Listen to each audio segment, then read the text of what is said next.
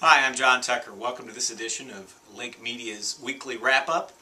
Up first, we have Deanna Wheeler, our Lake Sun reporter, who will be discussing a road issue with the Lake Ozark Board of Aldermen. Evidently, we have a road that's named after Osage Beach, and they don't care for it.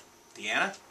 Thanks, John. I'm standing here at the intersection of Business Highway 54, Business Highway 54, and Business Highway 54. After a work session Thursday night, City of Lake Ozark was all set on approving City of Osage Beach's request on extending the name Osage Beach Parkway from the stoplight here to city boundary lines. It's the distance of about or a little bit more than 1,800 feet. However, City of Lake Ozark decided to table that request so they can head back to Osage Beach one more time to guarantee and ensure particular sign placement for the road. Now, this issue for Lake Ozark really comes down to pride, with major development projects such as Eagles Landing, Route 242, and even smaller building projects along the historic Bagnell Dam Strip. Lake Ozark feels that they they want to be taken serious and feel that they should be. Over the weekend, a road map surfaced that misidentified several Lake Ozark roads and landmarks. And with this map in hand, Lake Ozark wants to head back to Osage Beach and guarantee this sign placement. Now, 1,800 feet may not seem like a lot, but it's considered miles when identity and tax dollars are at stake. Thanks, John. Back to you. Thanks, Deanna. Now we turn to Camdenton, where a murder trial just turned into a death penalty case.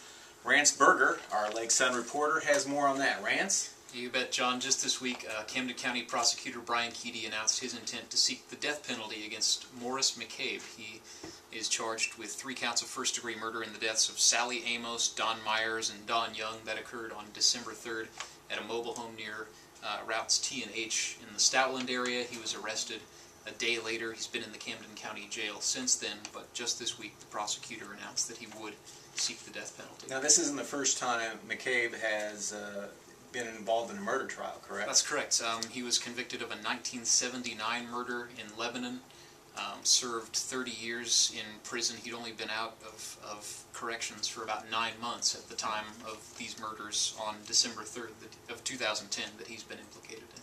So it sounds like this guy's probably good that he's off the streets. Well, innocent until proven guilty, of course. Of course. But we'll wait and see. His next hearing will be July 12th.